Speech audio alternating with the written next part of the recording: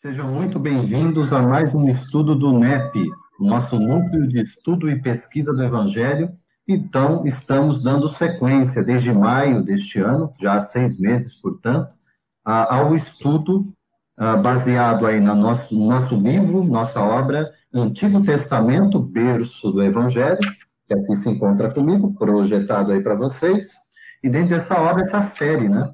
Berço do Evangelho, o estudo sequencial, passando aí de forma panorâmica pelos capítulos do livro, alcançando também Moisés e os profetas, passando já pelos chamados profetas maiores, Ezequiel, Jeremias, Isaías, Daniel, e alcançamos uma sequência de 12 profetas, e já passamos aí em estudos, reflexões, por 8. Então, estamos aí numa reta final desses 12 profetas, chamados profetas menores, pela extensão dos seus escritos, né? Convidando aqueles que não viram ainda, podem acompanhar na página do NEP V de Jesus no Facebook, ou mesmo pelo YouTube também, tem sido postado o canal do NEP V de Jesus. Então, pode digitar lá, vocês vão encontrar facilmente.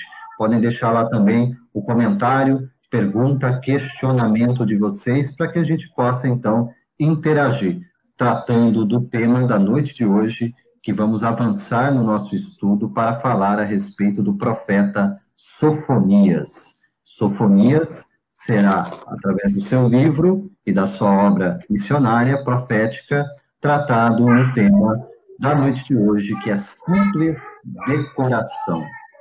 Simples decoração, o nosso tema da noite. Antes, no entanto, convido a todos a um recolhimento, uma prece inicial, para pedirmos, então, a devida assistência espiritual para as nossas reflexões no estudo da noite. Deus nosso Pai, agradecemos mais uma vez a oportunidade aqui nos encontrarmos, que possamos comungar espiritualmente, vibrando na sintonia dos nossos benfeitores espirituais, dos nossos protetores, para que estejamos receptivos diante da mensagem do Evangelho com a doutrina espírita, recepcionando, então, as inspirações e as intuições necessárias para o nosso aprendizado. Que nos coloquemos de forma humilde diante deste ensinamento, sabendo o quanto somos necessitados de cada palavra, de cada orientação, de cada esclarecimento, que venha repousar no nosso coração, promovendo a transformação do nosso sentimento. Que Deus abençoe cada um daqueles que estarão acompanhando conosco nesse momento esse estudo, e mesmo aqueles que posteriormente venham a ver este vídeo. Que Deus abençoe a cada um e as suas famílias. Que assim seja, pela graça de Deus, nosso Pai.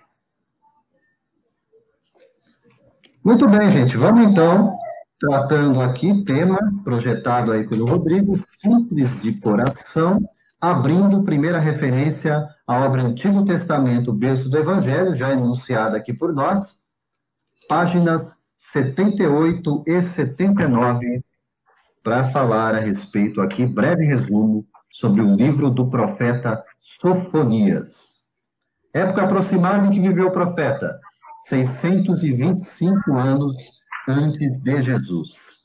3 capítulos compõem o livro do profeta Sofonias. 10 minutinhos, se muito, a gente faz a leitura completa desses 3 capítulos do livro de Sofonias. Sofonias profetizou no reinado de Josias em uma época de reconstrução em Judá. Livro em que o profeta fala sobre o dia do Senhor, quando ele puniria o povo de Judá e de Jerusalém. Os outros povos também seriam castigados. Mas depois, Jerusalém receberia de novo as bênçãos de Deus. Entre as cessações das profecias de Isaías, de Miqueias, de Naum e os dias de Sofonias e Jeremias, houve um período de 50 anos, durante o qual reinou o ímpio, o perverso rei Manassés. Isso é contado para a gente no segundo livro de Crônicas. Durante esse tempo, durante esse período, o espírito profético esteve adormecido. De acordo com o arranjo das escrituras hebraicas, Sofonias foi o último profeta a escrever antes do cativeiro. O cativeiro na Babilônia, que seria aí por 70 anos motivo de deportação dos judeus, dos hebreus, para viver nessa condição de cativeiro durante esse período. A grandiosidade da mensagem, da missão profética de Sofonias, está no fato de que ele retoma os temas dos profetas anteriores, sobretudo Isaías, e aqui nós vamos falar depois sobre um fator histórico que diz respeito à ligação Sofonias-Isaías, e os aprofunda de maneira inteiramente nova e de acordo com as novas circunstâncias históricas. Importante aqui, o conceito da pobreza espiritual será constante na literatura judaica posterior e alcançará a sua expressão máxima em Mateus 5, versos de 1 a 3, nas bem-aventuranças do Sermão do Monte ou Sermão da Montanha, quando Jesus vai proferir: bem-aventurados os pobres em espírito, porque deles é o reino dos céus. Além disso, a influência de Sofonias é clara nos profetas posteriores. Ezequiel, como encontramos em Sofonias 3:1-4, em Joel também, de acordo com Sofonias 1:15. São exemplos, então, desta afirmativa, a influência de Sofonias sobre os outros profetas, e projetando aí desses 600 anos antes de Cristo, em Jesus, os ecos do profeta Sofonias serão brilhantemente sintetizados, resumidos, explanados por Jesus na bem-aventurança dos pobres em espírito. Então, vamos ao livro do profeta Sofonias para entender essas correlações. E aqui, gente, eu, assim, centrei as temáticas, centrei aqui as referências do livro do profeta Sofonias no 3º capítulo. Lógico que os outros 2 anteriores, 1º e 2º, são fundamentais para a compreensão do livro. Mas os 2 anteriores, basicamente, vai repetir um enredo que nós já encontramos e estudamos na última semana, quando falamos do profeta Abacuque. Também é um profeta que vem chegando muito próximo aí à situação do cativeiro dos hebreus na Babilônia, né? Que basicamente vai mostrar mais uma vez o diagnóstico da sua época, né? Mostrando a situação de afastamento de Israel de Deus, e vai proferir, então, ali qual seria a penalidade para Israel, o cativeiro que se aproximava para Judá, especificamente, né?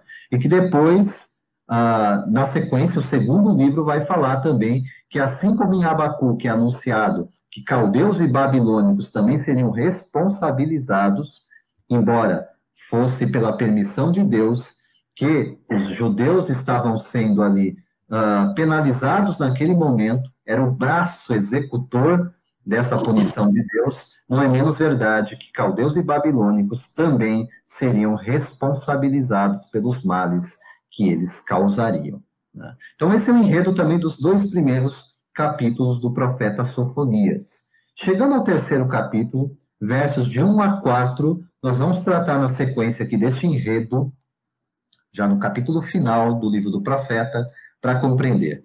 Declaração do profeta, mais uma vez, olhando e constatando a situação de Judá naquele momento, ele anuncia: ai da rebelde, da manchada cidade opressora, não ouve a voz, não aceita o castigo, não confia no Senhor, nem se aproximou do seu Deus.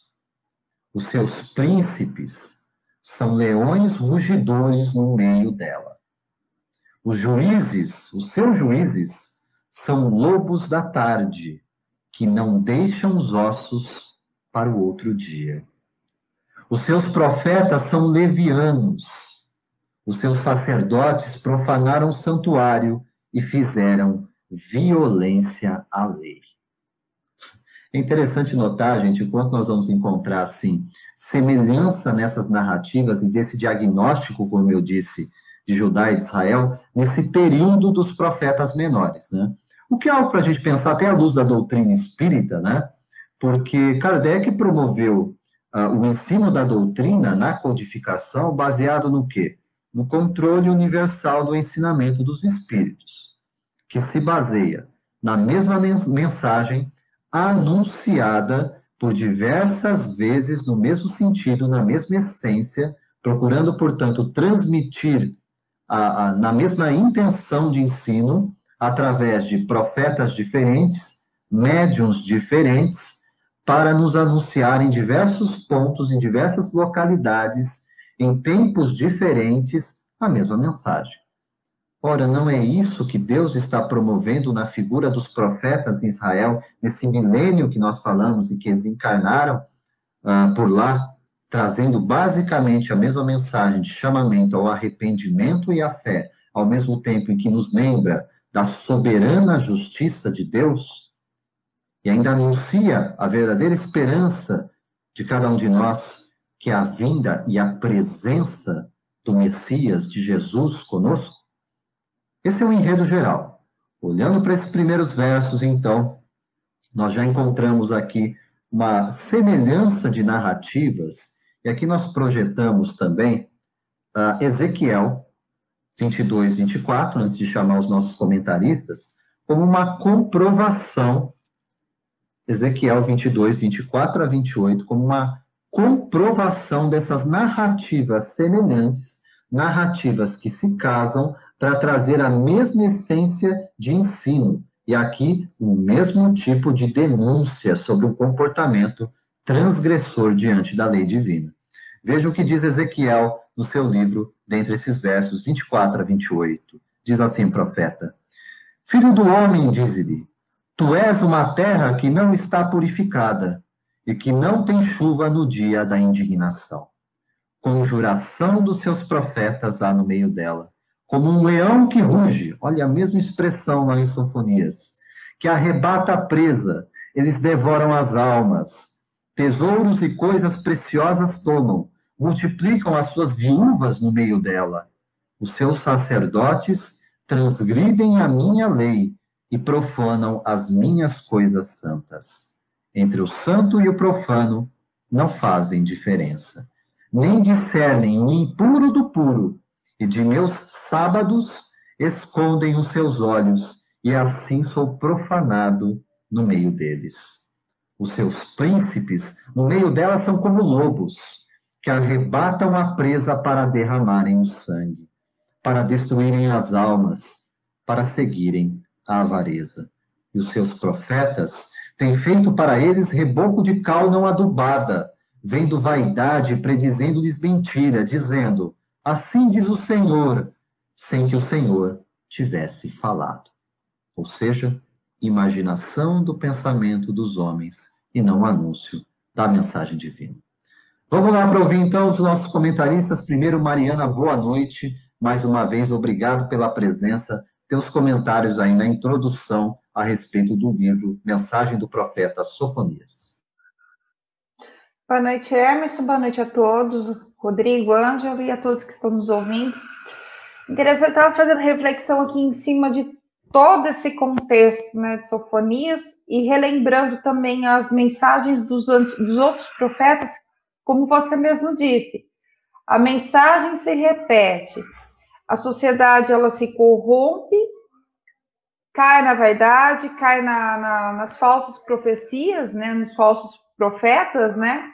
Se a gente for trazer também para os dias de hoje também, aí eu trago aquela lição dos falsos cristos e os falsos profetas, daqueles que deturpam as palavras, e há aqueles que procuram segui-las na íntegra. Existem aqueles que procuram ensinar, né, que são os múltiplos aí que fazem o seu trabalho tentando trazer a mensagem original, fidedigna, aquilo que Deus espera.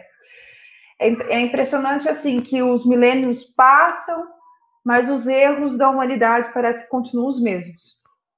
Parece que a gente não aprende.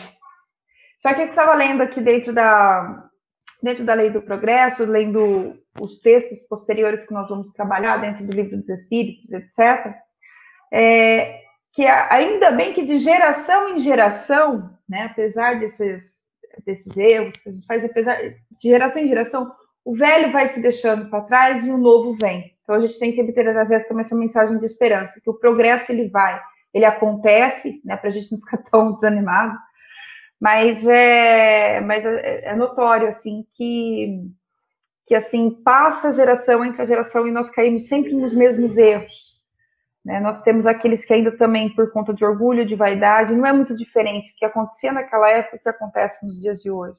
Aí compete a gente, nós, no dia a dia, refletirmos as nossas posturas, observar como é que nós estamos agindo, conhecer a mensagem, as leis, para que a gente não seja transgressores e procurar aprender a peneirar aquilo que ouve, né? Aquilo que a gente ouve dentro da fé raciocinada que Allan Kardec nos ensina. Muito bem, Mariana. De fato, né, tanto no campo individual como no coletivo, o primeiro passo é fazer esse diagnóstico, né? Eu não posso enxergar uma coisa diferente da condição em que eu me encontro, né? Então, se há imperfeições, se há aquilo que deve ser corrigido, eu devo diagnosticar em mim e na sociedade em que eu me encontro. Mas não paramos por aí, né? O processo não estaciona aqui. Nós aprendemos, tanto no Evangelho quanto com Allan Kardec, a partir da codificação, de que diagnosticado e arrependendo-se dessa condição, nós temos um longo caminho pela frente, né? Que exigirá de nós reparação, que exigirá de nós novas posturas para um comportamento que venha nos levar à regeneração, né? Mas primeiro passo, gente, eu tenho que saber o que deve ser tratado segundo a patologia espiritual que todos nós sofremos. Antes de chamar o Ângelo, a Mariana já deu aqui uma deixa, né? Uma introdução de que nós vamos à codificação de Allan Kardec, e ao olhar para aquilo que Kardec está perguntando e os espíritos estão respondendo, nós vamos também, então, olhar para o livro de Sofonias, olhar para aquilo que está sendo denunciado pelo profeta e entender melhor como é esse processo. Nós estamos olhando, gente, para textos de mais de 2.600 anos atrás. Estamos encontrando, claro, nesses relatos, pontos indiscutíveis de correlação com aquilo que estamos vendo acontecer hoje na sociedade, no campo das individualidades aqui no século XXI. Então, é sinal de que devemos ainda e sempre olhar para a mensagem e aprender o que está sendo dito para a gente. Questão número 800 de O Livro dos Espíritos. Não à toa, Kardec está tratando aqui no Livro dos Espíritos, no livro terceiro, que é o livro das leis morais, sobre a lei do progresso, especificamente sobre a influência do Espiritismo sobre o progresso, está perguntando: não é para temer que o Espiritismo não possa triunfar da negligência dos homens e de seu apego às coisas materiais? Veja, gente, parece aqui, nós estamos aqui há 6 meses nessas lives, né, nos nossos encontros virtuais, estudos aqui pautados no Antigo Testamento, passando pelos profetas, e parece que, de fato, como a Mariana disse, a gente não muda. São as mesmas denúncias, são, né, os mesmos relatos, e é constatável que está tudo aí ainda. Então, não haveria de se temer que esse estado de coisas jamais mudasse? Respondem os benfeitores espirituais. Seria conhecer bem poucos homens, se pensasse que uma causa qualquer pode transformá-los como que por encantamento. As ideias se modificam pouco a pouco, e segundo os indivíduos, e é preciso gerações para apagar completamente os traços dos velhos hábitos. A transformação não pode, pois, se operar senão com o tempo, gradualmente, pouco a pouco. A cada geração, uma parte do véu se dissipa. O Espiritismo veio rasgá-lo completamente. Mas até lá, mesmo que só tivesse o efeito de corrigir um homem, de um só dos seus defeitos, e seria um passo que lhe teria feito dar, e por isso mesmo, um grande bem, porque esse primeiro passo lhe tornaria os outros passos mais fáceis. Para entender isso, então, Ângelo, olhando para o livro de Sofonias, olhando para a resposta dos benfeitores espirituais e para a nossa teimosa insistência em permanecer no caminho de desvio, vamos entender como se dá essa nossa correção, Ângelo? Boa noite, seja bem-vindo.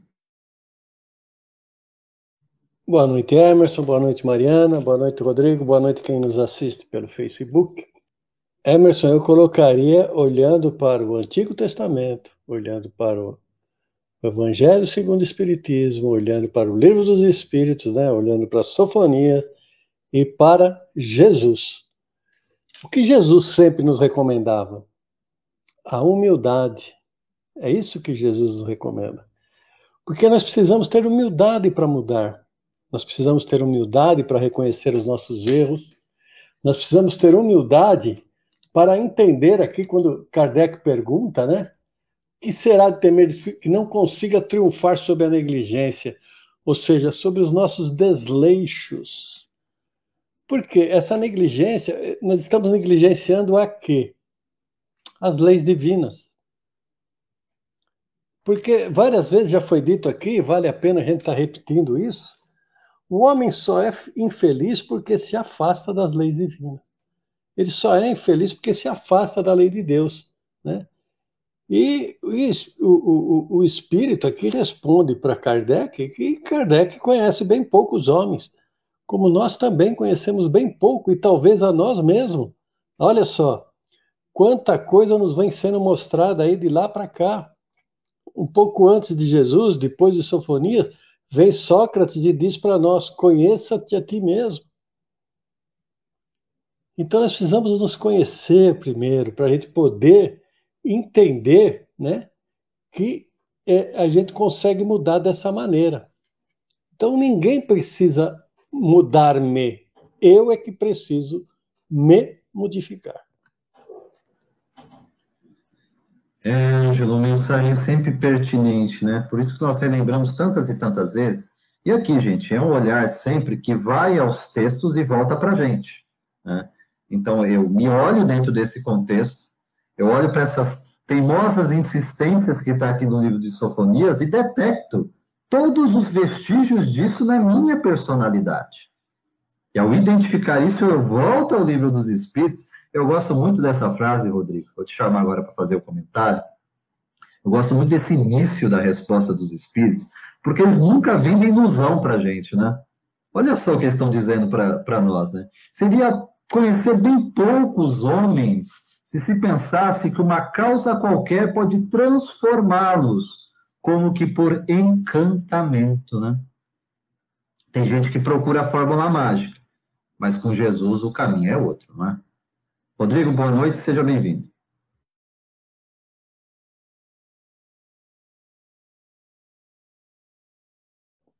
Microfone, Rodrigo.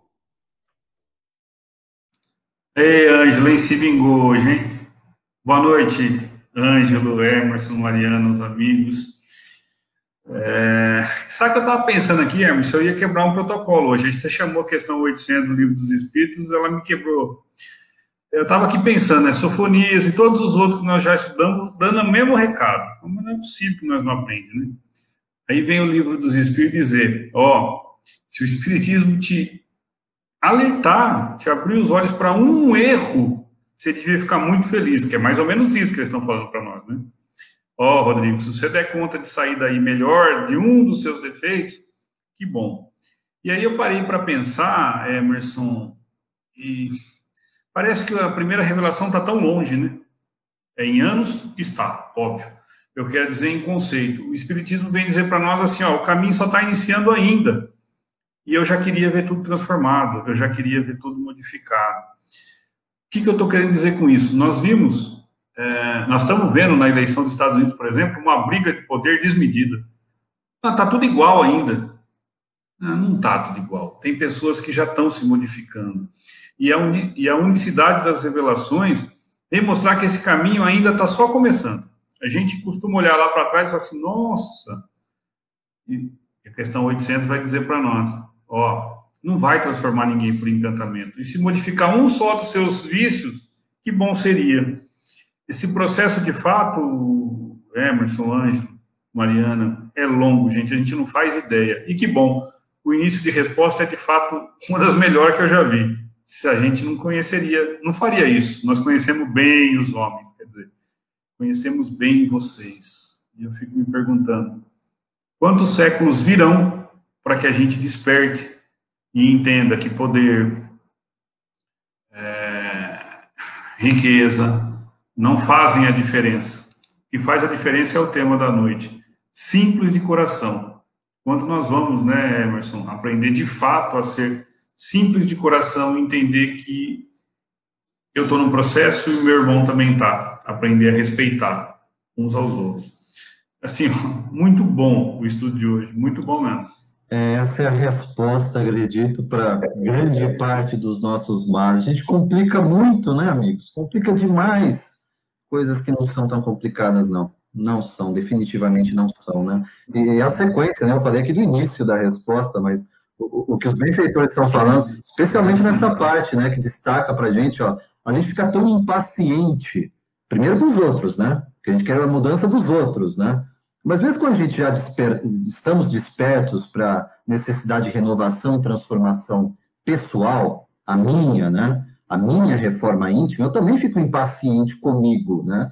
E aí vem os benfeitores assim mesmo, na pauta da esperança, lá que a Mariana falou, sussurrados no nosso ouvido assim, ó, se for um só, já está ganha a encarnação, meu amigo. Porque quantos e quantos milênios nós estamos nessa insistência de manter os velhos e antigos hábitos, né? E veja que eles citam os hábitos aqui para dizer para a gente, né? Falar, as ideias se modificam pouco a pouco, segundo os indivíduos, e é preciso gerações para apagar completamente os traços dos velhos hábitos. E as gerações aqui não é só olhando para a coletividade, gente. Somos nós, eu individualmente, em gerações, segundo a lei das reencarnações e das vidas sucessivas, né? Compreendendo tudo isso, realmente há uma profundidade muito grande naquilo que estamos falando. Rodrigo? Oi, Emerson, você me permite voltar na discussão? As gerações... A gente tem tanto hábito arraigado dentro de nós que a gente não faz ideia, né? Quando eu me pego pensando em algumas coisas, eu falo, Senhor, não é possível que eu estou pensando nisso ainda. E a quantas vão para a gente ainda entender que esses velhos hábitos não servem mais? Quando eu olho uma resposta dessa, eu juro que eu me assusto. Eu me preocupo comigo mesmo. Qual é o caminho que nós estamos dando? Porque tudo bem, nós podemos combater e devemos combater um vício que seja por encarnação. Mas há quanto está arraigado? E há quanto tempo eu venho para lutar com esse vício dessa encarnação? Há quanto eu venho rejeitando o convite? É sério, isso aí é para a gente refletir bastante. Vamos lá, vamos caminhando adiante.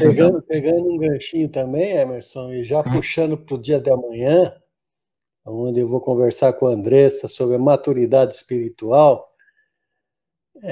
Quando você fala, a gente traz os velhos vícios, né, os velhos hábitos, mas nós precisamos trazer também a maturidade espiritual, né? E muitas vezes nós nos esquecemos dessa maturidade espiritual que a gente veio adquirindo através das reencarnações.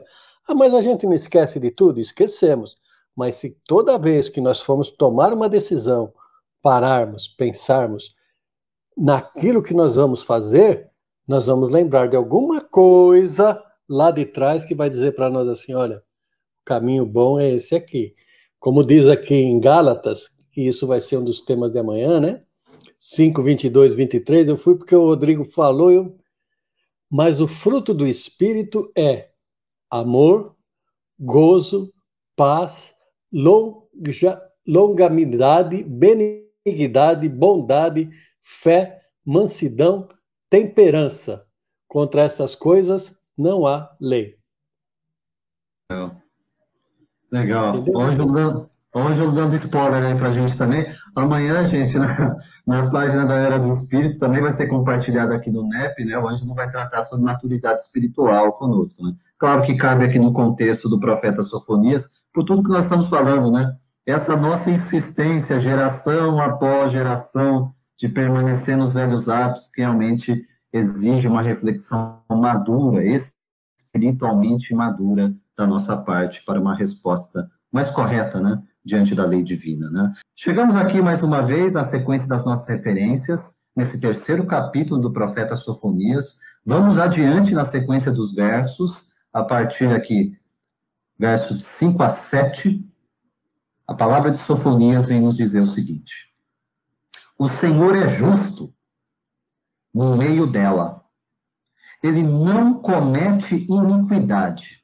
Ele não comete maldade. Cada manhã traz o seu juízo à luz. Nunca falta. Mas o perverso não conhece a vergonha. Exterminei as nações. As suas torres estão assoladas. Fiz desertas as suas praças, a ponto de não ficar quem passe por elas. As suas cidades foram destruídas, até não ficar ninguém, até não haver quem as habite. 7º verso. Eu dizia: certamente me temerás e aceitarás a correção. E assim a sua morada não seria destruída, conforme o que havia determinado. Mas eles se levantaram de madrugada, corromperam todas as suas obras. Percebam aqui que a disposição da lei divina é perdão e refazimento. E a nossa insistência é rebeldia e afastamento da lei divina. Mariana, vamos entender aqui esse texto de Sofonias, que mais uma vez vai falar para a gente sobre a questão do julgamento de Deus, o fato dele, de fato, ser justo, não fazer maldade com ninguém, mas sempre trazer o seu juízo à luz. Mariana, quero te ouvir. Emerson, eu vou ressaltar aqui essa frase que ela é bem forte. O perverso não conhece a vergonha. Ela é bem forte. Ou seja, a pessoa que tem o compraz com o mal, o que é o perverso? A pessoa perversa que compraz com o mal, se delicia com o mal, gosta de praticar o mal. Esse é o perverso. E a gente se depara com perversos ao longo da história. Não preciso nem falar, nem hoje, nem amanhã, sempre haverá. Enquanto ainda estiverem dentro da ignorância do que é o bem.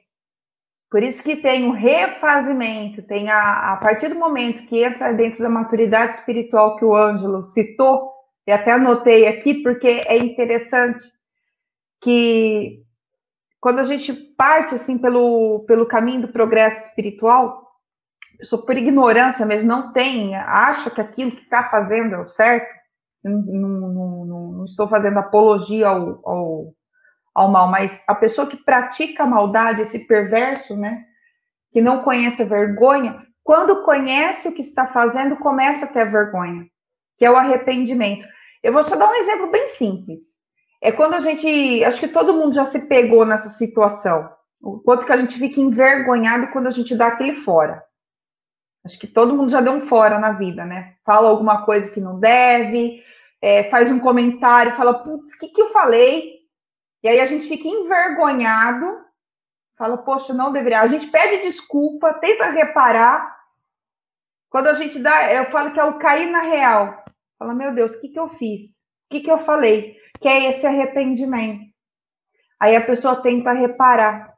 Por isso que ele fala aqui, o perverso não conhece a vergonha, porque quando conhece, cai em si e fica envergonhado. Porque todo mundo fica envergonhado quando falo, dá aquele exemplo bem simples. Quando a gente dá aquele fora e fala, meu Deus, o que foi que eu fiz? Eu acho que todo mundo já se caiu nisso. Aí que a gente fala que é ignorância. E aí entra a maturidade espiritual em saber o que fazer, o que a gente tem que fazer, qual é a nossa atitude para corrigir. Então, existe aqueles que já adquiriram a maturidade, falam, não, a partir de agora eu vou corrigir, vou procurar, ter consciência de que tem consequência. Porque a gente tem que ter consciência que existem as consequências, a partir do momento que você tem conhecimento. e ter a maturidade de correr atrás, né, desse prejuízo. Há aqueles que estão nesse ponto de maturidade e existe aqueles que ainda estão patinando. Lembrando que o espírito é eterno. E como já foi dito aqui, se em uma encarnação eu conseguir corrigir um único erro, um único vício, já é alguma coisa, a gente não pode, porque nós temos pressa, né? Nós temos essa nessa sociedade que tudo é para ontem, então a gente tem mania de querer corrigir tudo que a gente tem nos defeitos para ontem. E muitas vezes a gente acaba caindo em si e falando, não é bem por aí. Mais uma vez, é aceitar o que é, reconhecer, sim, os erros, aceitar quem é para poder corrigir. E entender, tendo aquela visão espiritual de que nós somos espíritos eternos. E um dia a gente vai chegar lá. Porque a gente precisa também, a gente cai no erro, mas eu sempre gosto de insistir na mensagem da esperança, que a gente não pode perder, porque senão a gente fica caindo no erro, e fala, mas quando que eu vou mudar isso? Quando tiver vontade, correr atrás, mas a gente tem que ter maturidade para isso e assumir as consequências. Mariana, de fato, trazendo essa reflexão, né? Importante notar, porque você citou aí um efeito do verdadeiro arrependimento, né? Porque, assim, nós já falamos aqui sobre o significado de mudança de mente, de comportamento, de conduta, mas a gente tem consciência de que isso é um processo, né? Voltando à questão 800, né? Não é por encantamento, é um processo, isso vai se dando gradualmente, né? Você falou daquele passo que a gente queria que fosse um salto, né? E lá na resposta, a gente acabou de sair dessa riquíssima resposta 800 de O Livro dos Espíritos, eles vão falar, primeiro passo, que facilitará por demais os demais. Se tornarão mais fáceis. Por quê? Vai tornando mais clara a minha visão espiritual das coisas, né? E eu vou aprendendo sem necessariamente ter que cometer erros para isso. Eu começo a observar as coisas de uma forma mais atenta também, para evitar cair em certos males, né? Então, quando você fala a respeito dessa questão do arrependimento e fala que um efeito claro dela é essa espécie de tristeza que dá na gente, né? Esse incômodo que bate dentro da gente, de parar e pensar, poxa, de novo, não basta ficar patinando nessa situação, novamente eu caí nessa falta, né? Então, não há nenhum sentido de esconder o erro, justificá-lo para a gente ou para os outros. Não tem aquela ideia de que, eu errei porque errar é humano. Poxa, então, quando vai parar isso? Ele vai deixar de ser humano, né? Então, o fato é que essa correção exige da nossa parte realmente muitas vezes um recolhimento e sentir essa dor mesmo de que preciso mudar. Tenho que sair daqui. Tenho que me mover de uma forma diferente. E aí, de fato, o ensino que vem do alto para a gente é aquele consolo, é aquela orientação, é aquilo que realmente vai transformando e renovando o nosso sentimento à luz da mensagem do Evangelho. Abrindo a questão 873 de O Livro dos Espíritos, nós vamos caminhar adiante na interpretação dessa sequência aqui do livro do profeta Sofonias, porque, olha só, nós vimos ali entre os versos 5 e 7, um anúncio do profeta Sofonias, para dizer assim, né? O Senhor é justo no meio dela, no meio do povo, no meio da sua cidade, ele não comete maldade, né? Cada manhã traz o seu juízo à luz, nunca falta. E aí depois anuncia, como a Mariana ressaltou, e não é outra coisa, gente, é a falta de vergonha do perverso. Ele não se envergonha, não se incomoda. Sabe, aquela coisa de dar aquela esfregadinha na mão, assim, falar, vou meter mais uma maldade, né? Esse é o sentimento do perverso que não tem vergonha de cometer iniquidade, né? Olhe para a questão 873 de O Livro dos Espíritos. Não à toa, estudo o que Kardec propõe, mais uma vez falando sobre as leis morais, das leis naturais e divinas, lei de justiça, amor e caridade. Inicie esse estudo com essa questão. 873. Pergunta o codificador. O sentimento de justiça está na natureza ou resulta de ideias adquiridas? Respondem os instrutores espirituais. Tanto está na natureza que vos revoltais ao pensamento de uma injustiça.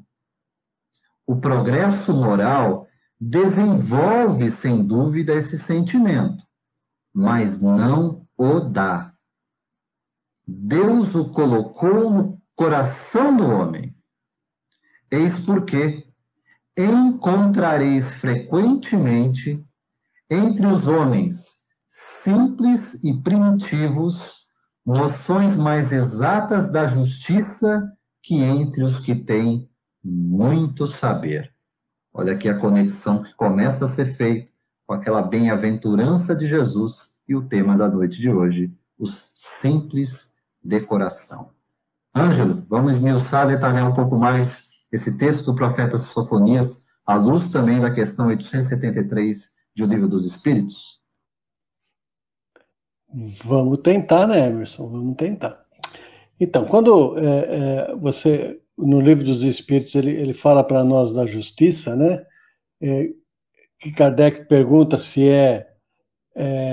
está na natureza ou é resultado das ideias adquiridas. Os Espíritos falam para nós que a natureza que nós nos revoltamos já é uma ideia de injustiça contra aquilo que nós cremos, naquilo que nós nos revoltamos, perdão, com a natureza. Por exemplo, poxa vida, esse terremoto que aconteceu aí há pouco tempo, né? Muitos acham injusto aquilo que aconteceu com aquele povo, mas vamos entender, vamos procurar entender, saber por que isso está acontecendo, né? Então, é mais fácil, né, a gente procurar culpar alguém por aquilo que acontece, e esse alguém que nós culpamos é Deus, tanto que com o passamento o desencarne desse ator semana passada, né, domingo, né, domingo passado, uma coisa assim, que interpretava o personagem do papagaio ali numa determinada emissora de televisão, e uma das homenagens que foram feitas a ele, o poeta disse o seguinte: Deus deve ter se distraído e levou embora fulano de tal. Olha só. Né? Quando a gente começa aqui no Sofonias, né? Deixa eu só pegar aqui, Emerson, que ele diz: o Senhor é justo em meio dela e ele não comete iniquidade. Ele não comete engano. Ele é justo. Nós é que cometemos as injustiças. Nós é que julgamos a Deus. Nós é que questionamos Deus a todo momento, a todo instante. Então, esse sentimento de justiça, nós temos que entender que nós temos essa oportunidade de provar a nossa fé, a nossa firmeza, a nossa perseverança e a submissão à vontade de Deus. E nós muitas vezes nos esquecemos disso. E Kardec fala para nós: bem-aventurados os que têm ocasião de provar sua fé. Isso está no capítulo 5 do Evangelho segundo o Espiritismo. Bem-aventurados aquele que tem ocasião de provar a sua fé. E quando é que nós temos ocasião de provar a nossa fé? Na maioria das vezes é no nosso sofrimento. É na hora que a nossa carne é arada para que seja plantado a sementinha do nosso crescimento. É na hora que nós passamos por grandes necessidades. Aí nós estamos sendo provados. A nossa fé está sendo provada. Então nós temos que ter esse entendimento da justiça de Deus como igual para todos nós. Ela não olha o rico, ela não olha o pobre, ela não olha o branco, o negro, o amarelo, o americano, o sul-americano, o asiático, seja lá quem for. Então nós precisamos começar a tomar um pouquinho mais do crescimento espiritual, amadurecimento espiritual. E Deus sempre vai nos experimentar pela nossa resignação. Experimentar, não julgar. Você tocou num ponto aqui que é fundamental para compreender a lição da noite, né? Da simplicidade de coração. Nós vamos avançar aqui para entender no detalhe, mas sem essa submissão, sem essa resignação, sem essa obediência, a humildade é impossível, né? não estará presente, não haverá simplicidade no meu coração. Rodrigo, aqui para a gente chegar nessa questão, né, 873, olhando mais uma vez para o texto do profeta Sofonias, né, nós estamos vendo que a resposta dos benfeitores sobre o sentimento da justiça está na natureza, né, ou seriam ideias de terceiros que viriam para a gente, meio que domesticaria a gente numa forma de justiça qualquer, né? A resposta dos benfeitores é bem direta, no sentido de que ela provém de Deus. Deus é justo. Os seus filhos, portanto, devem refletir essa justiça. E como é que Deus faz isso? Né? Respondem os benfeitores espirituais que se o progresso moral desenvolve, a semente já está lá. Está no coração do homem. Rodrigo, vamos entender isso? Vamos sim, Emerson. Deixa eu mudar a tela aqui. A questão 874, eu vou tocar nela, porque ela vem bem complementar esse assunto, né, Emerson? E é muito interessante quando a gente percebe esse conceito de justiça, né? Porque, é claro, se eu perguntar aqui para todos que estão nos assistindo, você quer que alguém te machuque, te engane, te roube, furte alguma coisa sua? Não. E na sã consciência você também não quer fazer isso com o outro. Provando que isso está, né, tá dentro, de fato, dentro do nosso coração.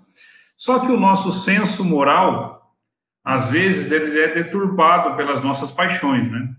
A questão 874, você me permite, Emerson, eles estão falando exatamente desse assunto. Porque, às vezes, o que é justiça para mim, talvez não seja para o Ângelo, não seja para a Mariana, né? E Kardec está perguntando, como é que faz para organizar tudo isso? E eles vão dizer para nós, é que geralmente a gente mistura as nossas paixões ao julgamento. Então aí a gente acaba alterando o nosso ponto de vista. Olha só, quando eu altero o meu ponto de vista pelas minhas paixões, eu deturbo a lei de justiça. Então, eu vou fazendo uma confusão, uma forma errônea de discernir as coisas, porque eu quero que tudo se resolva à minha maneira. E vou deturbando a lei divina. Aí que a gente age como falso profeta. É aí que a gente usa a palavra de Deus para favorecimentos próprios. Mas tudo está grafado lá dentro. Porque a hora que eu resolvo, que eu entendo, que eu paro de resistir ao chamado, eu vou desenvolvendo esse senso crítico, esse senso moral. E é engraçado como eles chamam a gente para o exemplo, porque nós imaginamos que o mais intelectualizado é o que tem mais moral e discernimento. E eles vão dizer, olha lá para aquelas pessoas simples, aquelas que você acha mais, que você até ridiculariza às vezes. O senso de justiça neles muitas vezes está desenvolvido. Por quê? Porque não é o intelecto. De novo, a gente vai responder com o tema. Eles são simples, de coração. E aí, Emerson, amigos que nos assistem, eu fico me perguntando, qual parte que a gente ainda não entendeu, que é de um coração simples, que vai brotar a felicidade que eu estou procurando, a paz que eu tanto procuro, o amor que eu tanto espero receber, que eu só vou receber o dia que eu aprender a doar, que é de um coração simples, que entendeu quando eu digo, internalizou a mensagem do Evangelho. É num coração simples que está a saída das minhas angústias. Rodrigo, você está dizendo então que ninguém aqui deve estudar, se intelectualizar? Não, ao contrário. Todos nós devemos, mas sem perder a simplicidade de coração. Porque é aí, né, Emerson? É aí que mora o senso de justiça. É aí que a lei divina vai ampliar em mim e, claro, no meio onde eu estou vivendo. É isso, Emerson. Rodrigo, aquela história, se diz que educação vem de casa, né? A gente volta àquela educação lá do passado que se falava, né?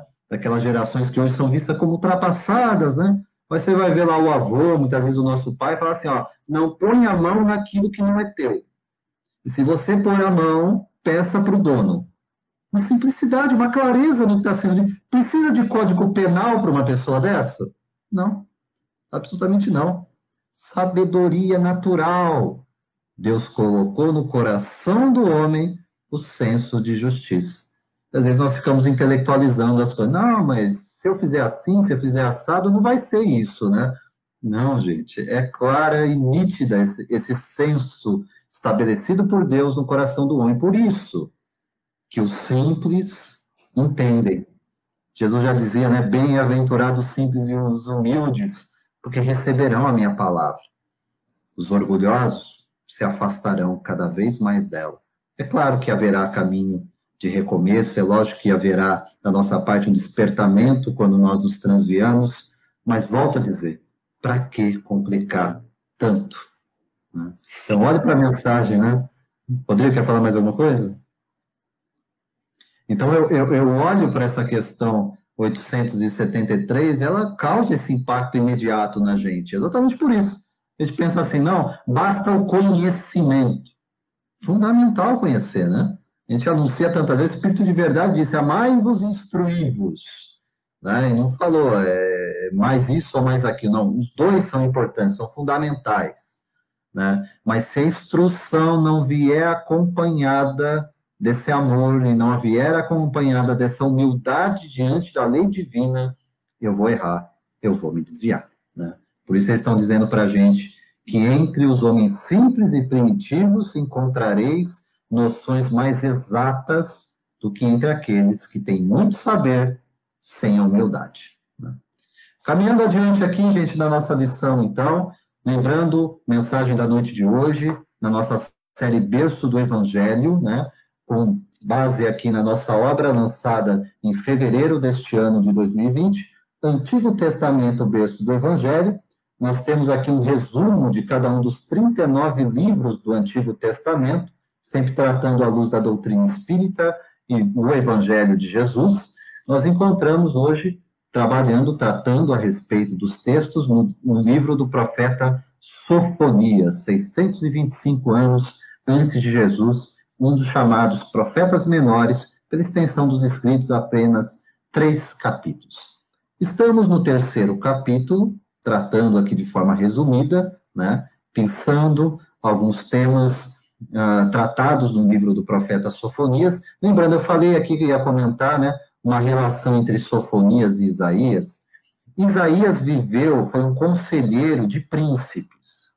Esteve ali, então, vamos dizer, no ambiente palaciano, durante a sua missão. Então, era alguém que recebeu uma educação também diferenciada. Nós estamos falando aqui do saber, da instrução. Isaías é um caso desse. E Sofonias também. Quando eu pego o livro, né, do profeta Sofonias, inicia ali tratando sobre a descendência de Sofonias, né, e vai falar para a gente aqui, só uma breve referência para a gente entender isso, né, vai falar para a gente logo no início do livro do profeta, de que ele vinha, que era filho de Cusi, filho de Gedalias, filho de Amarias, filho de Ezequias, nos dias de Josias, filho de Amon, rei de Judá. Né? Então, essa descendência, a genealogia de Sofonias, era uma genealogia real. Portanto, dentre os profetas menores, Sofonias era um descendente de príncipes. Então, também tinha uma educação, uma instrução e um saber que é demonstrado nos seus próprios escritos. Você pega Amós, a gente já tratou aqui, Amós, o vaqueiro, o boiadeiro, é diferente a linguagem do que a linguagem de Sofonias, mas não menos inspirada. É isso que nós queremos dizer. O estilo é preservado e a essência do ensinamento, a essência daquilo que é transmitido é mantido. Né? Então, é para esse olhar, então, que nós vamos aqui avançar. Sofonias, 3º capítulo, entre os versos 12 e 13. O profeta está a anunciar o seguinte para nós. Mas deixarei no meio de ti um povo humilde e pobre, e eles confiarão no nome do Senhor. O remanescente de Israel não cometerá iniquidade, não cometerá maldade, nem proferirá mentira, e na sua boca não se achará língua enganosa, porque serão apacentados, deitar-se-ão e não haverá quem os espante. Olha que interessante esse recorte que dá no livro de Sofonias, né? Porque até então eu estou falando de uma situação totalmente inversa, de um comportamento que vai em oposição a tudo isso. E, de repente, ele evoca qual é a destinação que Deus dará àqueles que confiam nele e que serão restabelecidos, que serão revigorados, que serão regenerados à luz da sua mensagem. E diz que reserva para isso um povo em especial. E aqui o povo, gente, volta às nossas bases. Não está olhando somente para Israel. Até porque Paulo, o doutor Paulo de Tarso, depois vai falar assim para a gente lá na carta aos Romanos. Nem todo israelita é de Israel. O que ele está querendo dizer com isso? Não basta nascer em Israel para ser povo escolhido, né? Até por isso, a mensagem, a promessa é para as nações. Nós lembramos, isso está na pauta do livro desde o princípio, né? Abraão, o pai da multidão das nações. Aqueles que, portanto, acabam circunscrevendo a mensagem do Antigo Testamento apenas a Israel, apenas aquela época, somente aquele momento, estão equivocados. O projeto, todo o projeto pensado desde a primeira revelação é alcançar todos, em toda parte, em todas as nações, independente de cultura, independente de nível social, nível cultural, a mensagem do Evangelho alcança o coração de todos os homens de boa vontade. Mariana, chamando você para comentar aqui para a gente um pouco a respeito dessa introdução, né? Que esses são os versos, os 2 versos em Sofonias, que vão, então, introduzir na literatura judaica o conceito da pobreza espiritual, que não tem a ver com a pobreza material, né, Mariana? Vamos lá? A lição, né, sobre os pobres de espírito, bem-aventurados pobres de espírito, mais uma vez, que é a simplicidade, como foi dito, né? Não basta eu conhecer toda a letra se eu não entendo a sua essência. Como um pai diz para o filho, não mexe no que é teu, né? Não precisa ser erudito. Aliás, eu não sei quem que falou, não sei se acho que é Paulo, se você consegue ensinar uma criança, um adulto consegue entender, não sei se depois me orienta, mas eu já vi essa lição. Cabe a gente aprender uma coisa aqui, que eu estava refletindo, né? Como o Ângelo falou assim, no caso do ator lá que morreu. A gente tem que aprender o seguinte, Deus não joga dados. Ele não brinca com a vida da gente. Primeiro de tudo, Deus não joga dados. Nós, diante de muitas encarnações que nós viemos, né? Nós combinamos por passar por provas, a gente combina, a gente desaba, a gente quer corrigir, a gente quer correr atrás. Só que na primeira tarefa que a gente encontra, a primeira dificuldade, a gente pega e senta e chora.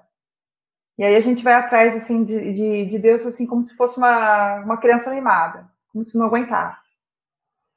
É impressionante que quando a gente fala de redenção, de arrependimento e redenção, a gente, primeiro de tudo, tem que entender que nós temos o nosso ego. E aí, quando a gente começa a passar por cima desse nosso ego, que é espíritos que são grandiosos, né, que eles conseguem passar por isso, eles começam a entender o seguinte, eles passam essa mensagem para a gente. Muitas vezes o silêncio, a reclusão, o silêncio, faz com que a gente entenda que dentro de erros, das façanhas, dos medos, de tudo aquilo que a gente faz, que tudo faz parte de um processo. E aí, quando a gente fala em termos de corrigir nossas falhas, a gente tem que aprender a ter essa simplicidade, essa humildade, e entender assim que as palavras elas vêm. Nós devemos aprender como é que eu posso dizer de uma forma mais objetiva. Não é porque eu conheço, é bem assim, não é porque eu conheço as palavras de Jesus, eu estou do lado dele. Faz parte do processo. E quando a gente fala da simplicidade, muitas vezes a gente se pega tanto em picuinhas, tanto em em questionamentos, em quês e porquês, e muitas vezes está ali. O olhar puro, aquele olhar sem maldade, aquele olhar assim, eu sou seu amigo porque eu sou seu amigo. Mas muitas vezes a gente se deturpa muito em cima de tudo isso. Quando a gente fala sobre a pureza do olhar, a pureza dos pobres de espírito, não são pessoas pobres de espírito, na verdade são pessoas grandiosas de espírito que entenderam a mensagem e simplesmente conseguem colocar em prática sem polêmica nenhuma. Só isso. Não sei se deu para entender, senão depois a gente tem de conversa. É isso, Mariana. E a simplicidade da mensagem, né? Não tem muito que ficar inventando, não. De fato, a mensagem é clara e direta para a gente, nesse aspecto de realmente reconhecer, e é preciso reconhecer, que inúmeras vezes a gente toma um outro caminho, toma um outro rumo, né? Por rebeldia. Rebeldia não é porque eu não entendi, não é porque eu não compreendi, né? Eu usei aqui a fala, que é uma fala muito antiga e muito clara, muito direta, né? Não tem quem não entenda isso, né? Por que eu não devo colocar a mão naquilo que não me pertence, não é meu, né? Eu devo antes consultar o dono, eu devo consultar o proprietário, né? E às vezes vão se perdendo essas noções básicas, né? Sobre outros olhares, né? Muitas vezes trazendo ideologias estranhas para o meio de uma compreensão de algo muito simples, muito natural, né? Então, olhando para a mensagem da lei divina, olhando aqui para a primeira revelação, nós vamos ver que Deus está tratando isso também dessa forma, né? E dizendo que aqueles que guardam a sua confiança nele receberão essa renovação. É lógico que aqui não é um receber passivo, né, gente? Assim, eu vou sentar e vou receber e vai estar tudo resolvido, né? Mas é o fato de que eu vou ao encontro dele e ele vem ao meu encontro. Há uma comunhão, há uma aproximação que, de fato, promove em nós, e todo mundo que, em sinceridade, tem feito essa caminhada sabe, nós nunca somos os mesmos depois, de fato, confrontar aquilo que nós somos, fazemos e diante da mensagem divina. Ela promove, no primeiro momento, esse constrangimento que nós falamos, que nos levará a arrependimento. E depois vai construindo dentro da gente um novo olhar sobre a vida e sobre as pessoas, né? Ângelo, antes de te chamar aqui, eu quero introduzir o texto em Mateus, né? Mateus, capítulo 5, que é o sermão, que é onde inicia o Sermão do Monte, o Sermão da Montanha, em Mateus, né? Vai ali entre os capítulos 5 a 7 do evangelista Mateus, e aqui é Jesus iniciando, portanto, o Sermão da Montanha, né? E eu quero trazer, assim, a sequência dos versos de 1 a 3, porque Kardec depois vai tratar isso no capítulo específico no Evangelho segundo o Espiritismo, nós vamos chegar lá, né? Mas aqui, nos versos de Mateus, tem um contexto muito especial. Diz assim na anotação do evangelista: vendo as turbas, a multidão, subiu ao monte, Jesus. Após assentar-se, aproximando-se dele, os seus discípulos, e abrindo a sua boca, os ensinava, dizendo. E aí vem, verso 3. Bem-aventurados os pobres em espírito, porque deles é o reino dos céus. Essa postura de Jesus aqui é uma postura muito pouco compreendida aqui no nosso Ocidente, que sofreu uma influência muito grande da cultura greco-romana também, né? Porque a forma de ensinar, inclusive, era diferente, né? Nós vemos aqui os que ensinam, basicamente, se colocam em posição de destaque em pé, para que todos os vejam, né? E ele fica no centro da mensagem. Aquilo que ele vai falar vem depois, mas ele se põe em destaque. Aqui Jesus nos dá o exemplo, que é o exemplo que está dentro da tradição judaica, que quem ensina vai e assenta-se. Ele se assenta, ele se coloca no nível dos ouvintes. E ao se colocar no nível dos ouvintes, ele transmite a ideia de que o que deve estar acima, o que deve estar em destaque é a mensagem. E aqui já diz muito a respeito do que Jesus vai falar para a gente já desde a primeira bem-aventurança, né? Bem-aventurados os pobres em espírito, porque deles é o reino dos céus. Ângelo, vamos começar essa conversa aqui para desdobrar o nosso tema Simples de Coração. Eu vou começar aqui como está no Evangelho segundo o Espiritismo, né?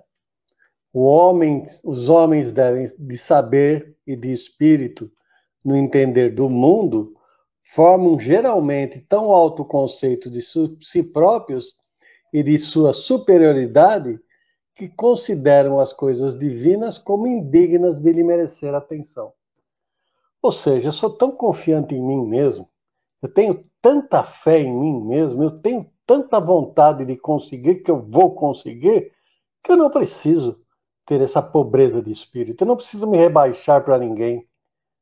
Eu sou autossuficiente, eu não preciso de ninguém. E quando Jesus nos fala dos pobres de espírito, ele está nos mostrando aquele que se rebaixa, aquele que é humilde. Tanto que depois ele vem contar a história das bodas, que não se deve sentar nas primeiras cadeiras, mas sentar-se nas últimas, porque ao invés de você ser retirado, você pode ser convidado a vir às primeiras. Ou seja, nós não precisamos estar, como você disse, de pé, mostrando as nossas qualidades. Nós podemos falar de igual para igual, né? Não necessariamente para mostrar as nossas qualidades, mas podemos falar de igual para igual, sempre fazendo prevalecer a moral. Os ensinamentos do Cristo na moral. Então, quantas vezes, né, nós temos que admitir que nós fomos criados simples e ignorantes, estamos neste planeta de provas e expiações, para, através das reencarnações, aprender que aquele que foi humilhado hoje, amanhã pode ser o que humilha, ou aquele que humilhou hoje pode ser aquele que vai ser humilhado amanhã. Que somos todos iguais. Isso nós não cansamos de falar e não fazemos. Somos todos iguais perante Deus. E nós esquecemos disso. Nós olhamos, às vezes, as pessoas com... esses dias eu estava vendo um vídeo de uma pessoa aqui de Macatuba que está passando por uma doença, e ela fala que ela percebe o olhar das pessoas, de ver a aparência dela, aquele olhar julgando. Né? Aí ela pergunta, quantas vezes nós julgamos outros pelos olhares?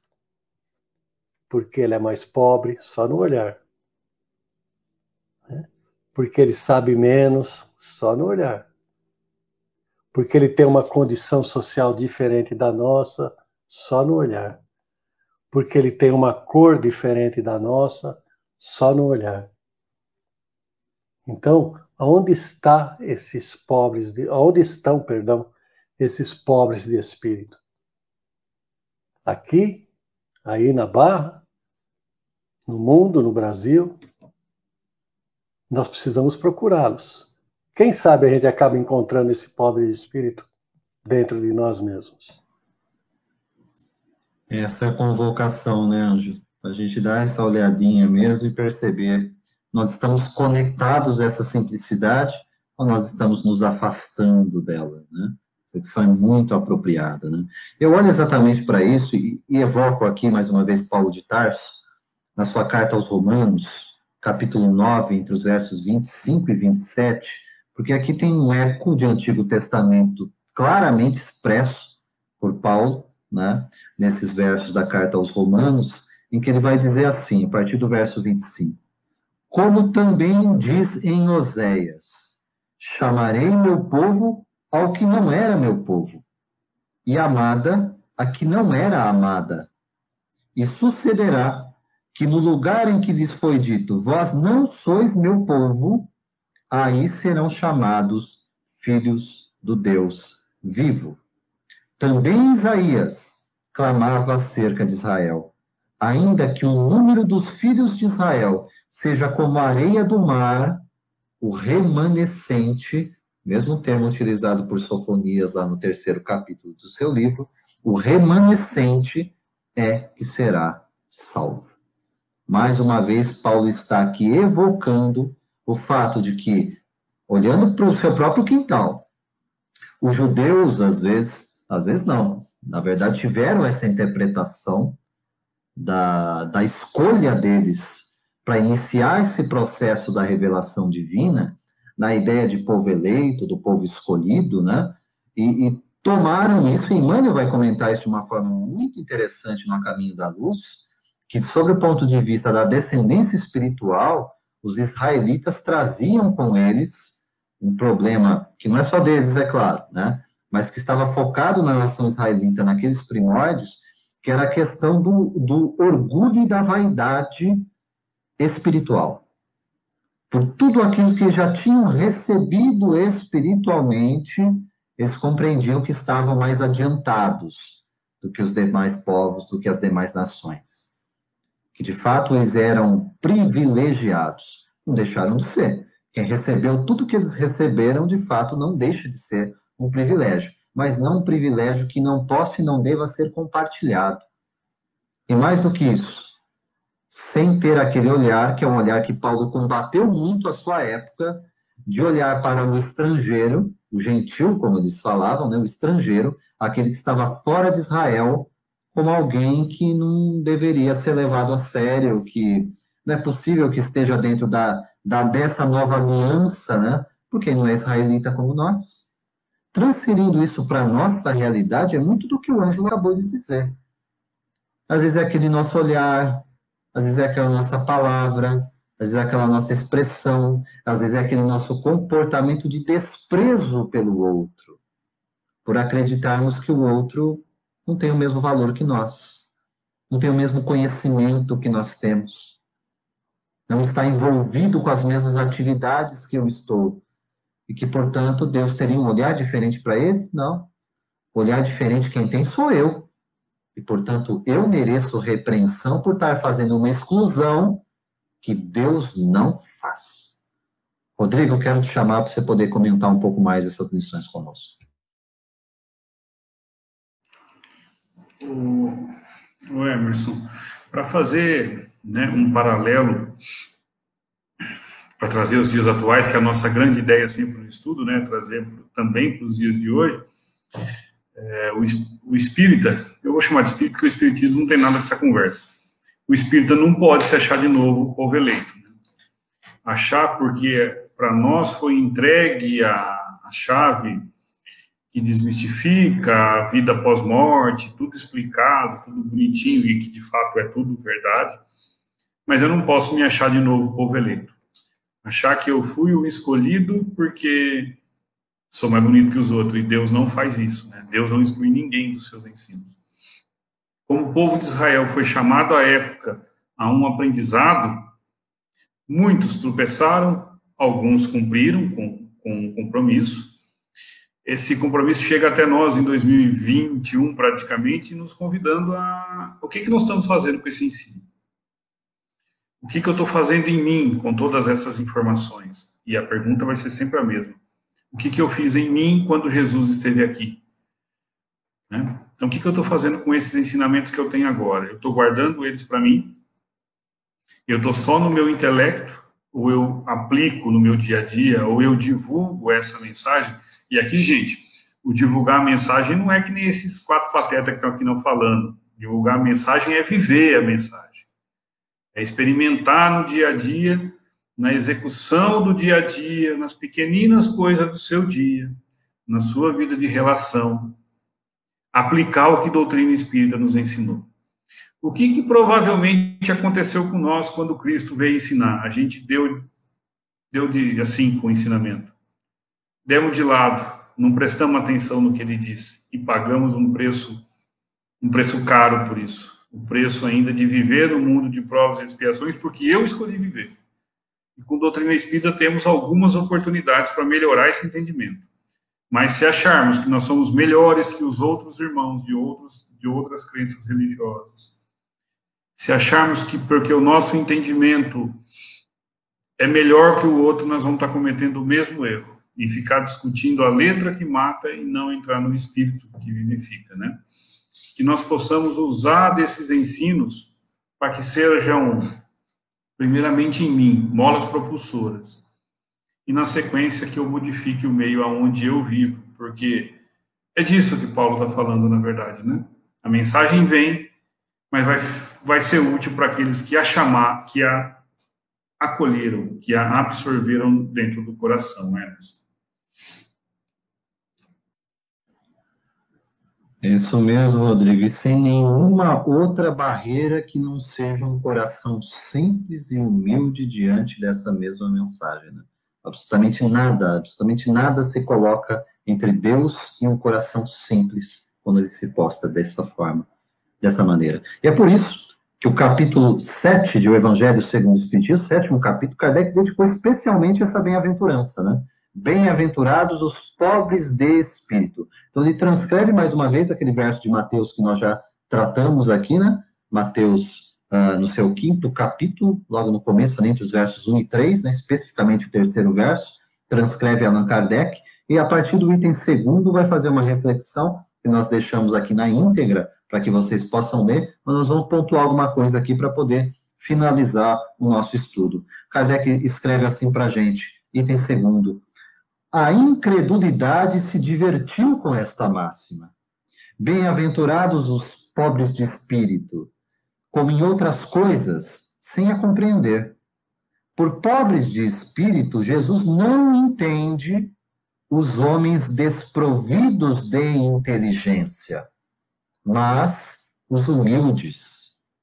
Ele disse que o reino dos céus é deles e não dos orgulhosos.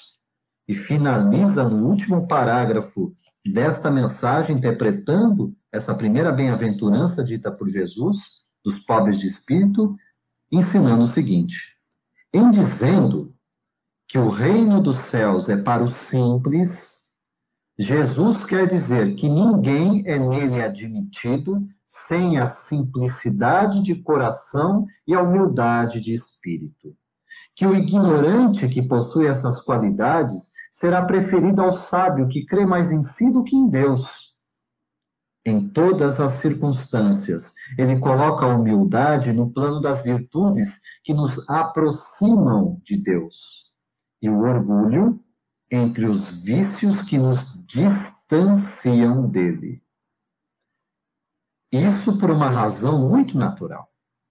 De vez que a humildade é um ato de submissão a Deus, enquanto que o orgulho é uma revolta contra ele. Finaliza. Mas vale, pois, para a felicidade do homem, ser pobre em espírito, naquele sentido lá de desprovido de inteligência, no sentido do mundo, e ser rico em qualidades morais. Esse é o ensino que emana da doutrina espírita, gente, deixando de forma muito clara, muito espontânea, muito direta, muito racional para a compreensão do que é ser simples de coração.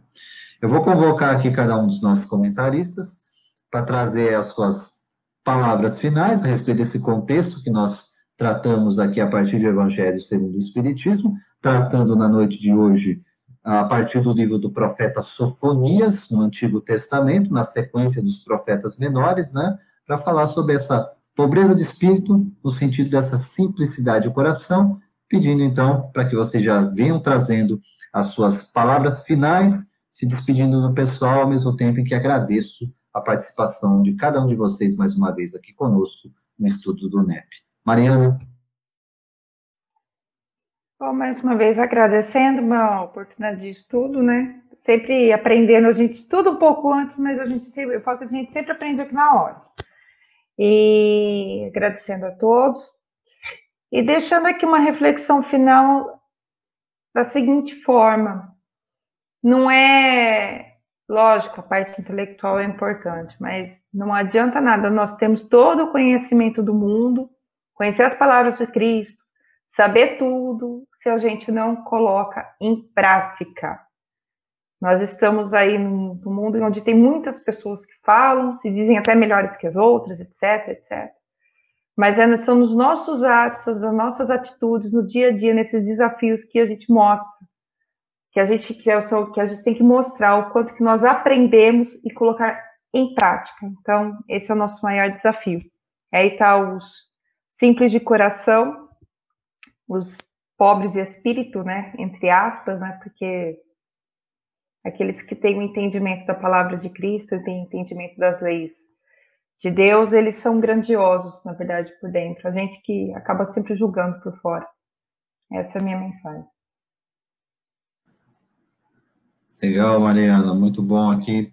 Tua presença, participação, comentários do nosso estudo da noite, trazendo exatamente essa dimensão, né? Embora a gente saiba, né, a necessidade que não é apenas... O Evangelho está longe de ser uma teoria, muito longe de ser uma teoria, porque foi uma experiência vivida, né? Primeiro por Jesus e depois transformando a realidade de cada um daqueles que realmente recepcionaram em sinceridade a boa nova do Mestre, tem recepcionado em sinceridade a boa nova do Mestre, né? Agora, na ida para a prática, gente, mais uma vez, não vamos vender ilusão, como vimos lá na questão 800 de O Livro dos Espíritos. Nós vamos nos defrontar, nós vamos bater de frente com esse nosso orgulho. E aí vem, gente, diante disso, humildade. Peça assistência, peça auxílio, ore a Deus, peça ao seu anjo guardião para quebrar o endurecimento do nosso coração e nos humanizando. É isso que nós, de fato, precisamos. Ângelo, mais uma vez, agradecido pela tua participação, pelos teus comentários, no estudo conosco aqui no NEP, suas palavras finais e teus cumprimentos. Eu é que agradeço, Emerson, e dizer, né, que nós não devemos achar só o Evangelho bonito. É tão bonito o Evangelho, né? Os sermões do Jesus são tão lindos, né? Nós temos que tentar, pelo menos tentar, colocar em prática os ensinamentos do Cristo. Porque Mahatma Gandhi, né, ele já disse, se perdessem todos os livros sacros da humanidade e só se salvasse o Sermão da Montanha, nada estaria perdido. Desde que praticássemos, né? Porque se eu só ficar lendo, vai ser só mais um conto de fada. Eu nunca vou alcançar porque é um conto de fada. Então, o Sermão da Montanha é muito rico, é muito elucidativo, ele nos deixa claro muitas coisas, e a partir do momento que nós temos essa claridade, nós temos essa visão do que ele está nos mostrando, qual a dificuldade que nós temos de colocar em prática? O nosso orgulho, a nossa vaidade, né? De reconhecermos a nossa simples e humilde condição de encarnados num planeta de provas e expiação. Que a paz do Mestre Jesus esteja no coração de cada um de nós. Boa semana a todos. Muito bem, Ângelo, mais uma vez agradecido aí pelos teus comentários, relembrando que, de fato, e começa por aí o Sermão do Monte, né? O tema que nós tratamos aqui na noite de hoje, a primeira bem-aventurança. Jesus meio que está passando para a gente qual é a porta de acesso. Quem entrar nessa bem-aventurança quer saber, de fato, o que significa felicidade? Primeiro, humildade. É o primeiro passo. Rodrigo, mais uma vez, grato pela tua presença, participação, comentários aqui conosco no NEP. Quero te ouvir palavras finais, comentários e despedidas. Emerson, primeiramente eu que agradeço a oportunidade de estar estudando aqui junto, né? E a lição da noite ela é muito clara, né? Aquilo que você exemplificou, a pureza e a simplicidade do coração a gente tem perdido, né? No meio das teorias, da inteligência e do ego, principalmente. E essa mensagem da noite vem reforçar para nós que é na simplicidade do coração é que está toda a chave das questões morais que eu sofro, que a humanidade sofre. E que nós possamos, depois dessa noite, onde todos aqui refletimos, né? Principalmente nós que estamos aqui falando, a gente acaba estudando e mexendo com o nosso coração também, a gente possa ser amanhã simples de coração do que nós fomos hoje.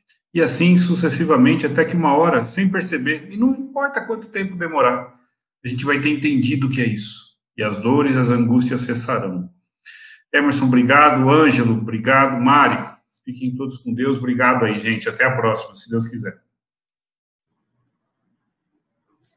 Isso aí, Rodrigo. Eu lembro aqui que Mateus, um pouco mais adiante, lá no capítulo 11, né, é da boca de Jesus que nós vamos ouvir também, ele conversando com Deus e ao mesmo tempo, mais uma vez nos relembrando isso, para dizer assim: eu vos rendo glória, meu Pai, Senhor do céu e da terra, por haver desocultado essas coisas aos sábios e aos prudentes, e por as haver revelado aos simples e aos pequenos. Nos façamos assim, simples de fato, de coração, e pequenos, mesmo que isso represente ser pequeno diante do mundo, mas para que possamos nos engrandecer, glorificando, não a nós mesmos, mas ao Pai que está nos céus. Que Deus nos abençoe e nos ilumine, gente, deixando esse convite mais uma vez, página do NEP V de Jesus, assim como o canal no YouTube, vocês podem acessar, portanto, os vídeos dessa série Berço do Evangelho, sempre às segundas-feiras, aqui às 20 horas, né? Dando sequência aos nossos estudos. Da mesma forma, aos sábados, 7h30 da manhã, programa Momento Espírita na Rádio Emissora da Barra, ficando também gravado na página do NEP V de Jesus. Muita paz, muita luz a todos, que Deus nos abençoe. Até a próxima.